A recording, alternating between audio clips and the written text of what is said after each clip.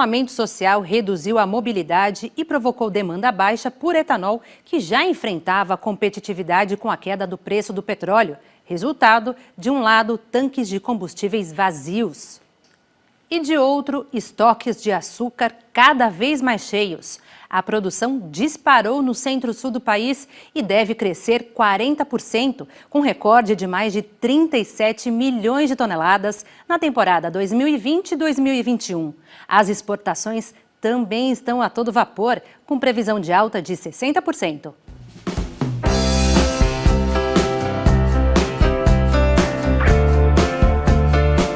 As colheitadeiras trabalham 24 horas por dia.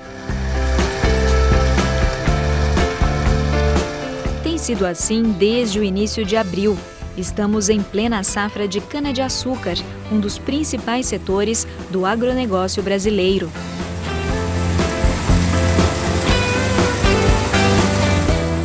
Para a temporada 2020-2021, a expectativa é de que sejam colhidas aproximadamente 580 milhões de toneladas na região centro-sul do país, o que corresponde a 92% da produção nacional. A produtividade média esperada é de 75 toneladas por hectare. Um levantamento da única União da Indústria da Cana-de-Açúcar mostra que até a primeira quinzena de junho, 186 milhões de toneladas já foram processadas, volume 8% maior que no mesmo período da safra passada. Apesar desses bons números vindos do campo, o setor vivencia um cenário de incertezas. No início do ano, o mercado acenava com bons preços tanto para o etanol quanto para o açúcar, mas essa situação mudou rapidamente. Em março, o preço do barril do petróleo começou a cair e, com a gasolina mais barata, os consumidores optaram por ela em vez do etanol para abastecer os carros. Na sequência, a pandemia do novo coronavírus e o isolamento social derrubaram a circulação de veículos e o consumo de combustíveis. Com essa redução na demanda, as usinas tiveram que readequar a produção.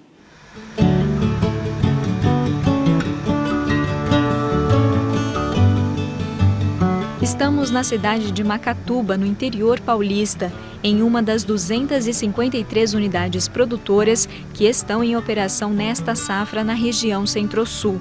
Há 74 anos no mercado, esta usina tem uma planta industrial que comporta tanto a produção de etanol como a de açúcar. Mas nos últimos 2 anos vinha priorizando o combustível. A mudança teve que ser feita pouco antes do início da colheita. Havia uma coincidência que facilitou essa decisão, que é um déficit de produção do ano passado, dado que o país vinha há 2 anos enxugando essa produção no mercado internacional. Havia um déficit, esse déficit variava de 4, 5 milhões de toneladas, 6 milhões de toneladas, depende das variações de produção dos outros países. Então havia uma janela importante de exportação de açúcar. Então nós viramos a chave em março, não tínhamos ainda iniciado a produção. A nossa produção ela iniciou no começo de abril, então foi para a gente importante essa possibilidade de virar. Em usinas com essa característica, o maquinário passa por manutenção constante. Por isso, não há dificuldade para transitar de um tipo de produção para outro. A maior adaptação fica por conta dos insumos utilizados. Dado a pandemia, dada a paralisação, nós nos preocupamos muito que isso poderia impactar nos suprimentos. Houve essa preocupação no início, nós rastreamos, aí não foi uma paralisação logística, né? Então a gente conseguiu, achamos que ia ter problemas de insumos, não ocorreu. Outra preocupação era com a produtividade. No início da safra, a quantidade de sacarose presente na cana-de-açúcar costuma ser menor. Ela vai aumentando com o passar dos meses, com o clima mais frio e os períodos de seca. Mas neste ano, as condições climáticas ajudaram. O início de safra foi um início que foi seco e trouxe para a gente uma oportunidade, que a gente conseguiu já uma produção de açúcar maior no início, o que é raro, porque normalmente você tem um início de safra chuvoso, você faz mais etanol no começo, mais etanol no fim, mais açúcar no meio. Essa safra possibilitou dessa forma. Esta unidade trabalha hoje com 52% da produção destinada ao açúcar e 48% ao etanol. O levantamento da Única mostra que do início da safra até a primeira quinzena de junho, a produção de açúcar na região Centro-Sul chegou a 10 milhões e meio de toneladas, 57% a mais que no mesmo período do ano passado, quando foram produzidas 6 milhões e 700 mil toneladas. Essa safra pode voltar aos patamares de açúcar de 3 anos atrás. Na safra passada, nós produzimos 26,5 milhões de toneladas de açúcar e tudo indica que essa daqui poderá superar 36,5 milhões. Nós temos filas e filas de navios em portos, também as exportações por contêineres cresceram muito, então, de fato, o açúcar está tendo liquidez, está tendo logística, podemos até ter algum problema de embarque em porto, mas não por conta da pandemia. Dados da Conab, a Companhia Nacional de Abastecimento, estimam que de todo o açúcar que vai ser produzido ao longo desta safra, 80% já foram vendidos para exportação ainda no início do ano, por meio dos chamados contratos futuros. Mais uma vez, é o caso desta usina. Por aqui, as negociações começaram em dezembro e, em fevereiro, toda a produção de açúcar já estava vendida, aproveitando, inclusive, um valor mais alto do dólar.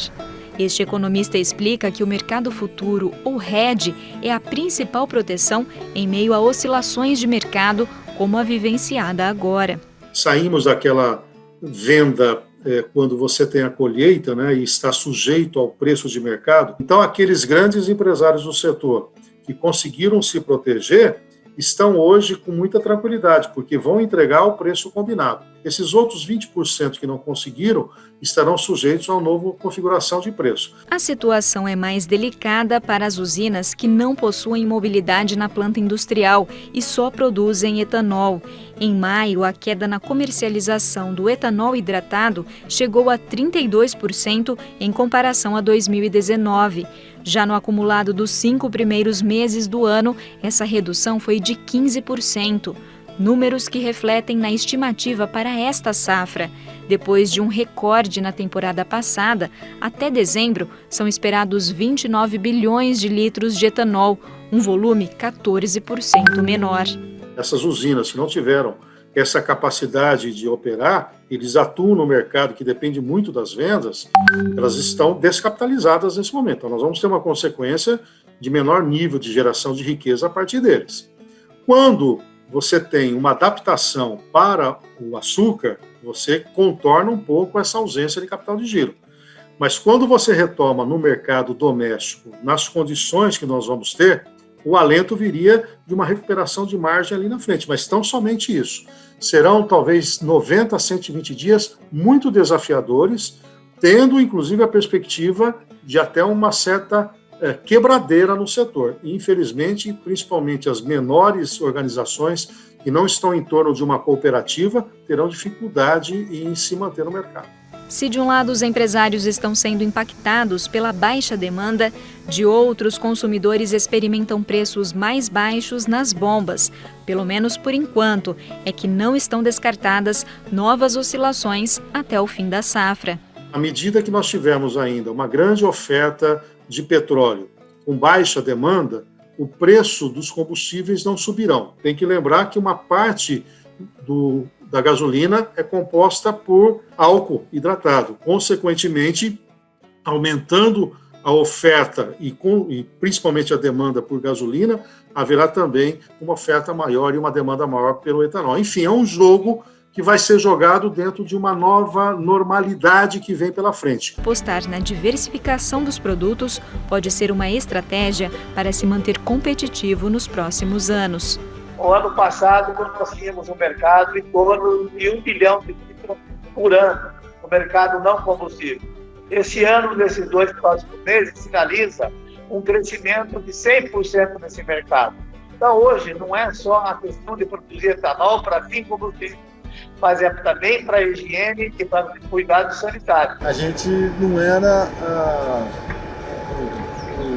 olhado de maneira muito otimista pelo setor econômico. Eu vejo que hoje, dado a nossa capacidade de resiliência, de suportar e de reagir perante crises assim, torna o setor atrativo novamente para novos investimentos. Se você me perguntasse esse cenário em janeiro, eu diria para você que essa seria uma das melhores safras dos últimos anos. Se você me perguntasse isso em março, eu ia falar para você que era um caos total, um desastre total. Hoje, eu diria para você que o cenário mudou drasticamente. Não vou dizer para você que é os melhores do mundo, mas não é um cenário negativo como se imaginava.